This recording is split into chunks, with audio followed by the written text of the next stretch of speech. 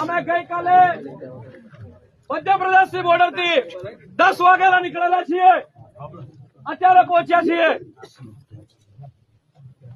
આપણે બધા એક છીએ, એક તીર એક કમાન, આદિવાસી એક સમાનના નારા સાથે, અબુઆ દિસુમ અબુઆ રાજના નારા સાથે આપણે ખભાથી ખભા લડાઈને કોઈ બી તાકાત હોય, કોઈ પાર્ટી પક્ષ હોય, કોઈ પણ વખતોની સરકાર હોય ને જવાબ આપવા માટે, ન્યાય લેવા માટે આપણે તત્પર રહેવું પડશે।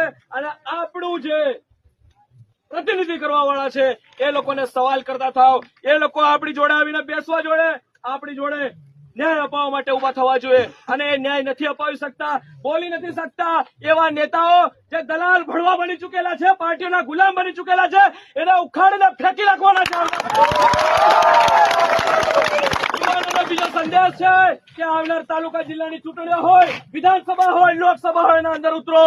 ભણેલો ગણેલો શિક્ષિત આવડત વાળો, સારી નીતિ વાળો પ્રતિનિધિત્વ, સારો તાલુકા સભ્ય, જિલ્લા સભ્ય અને સાંસદ ધારાસભ્ય આપણો ના હોય ત્યાં સુધી આપણા જોડે આવા શોષણ થતા રહેશે। આવનાર સમયમાં મેદાન પર ઉતરવું પડશે, કારણ કે ત્યાં બેઠેલા આપણા માટે કાયદો બનાવી રહ્યા છે, આપણા માટે નીતિ બનાવી રહ્યા છે।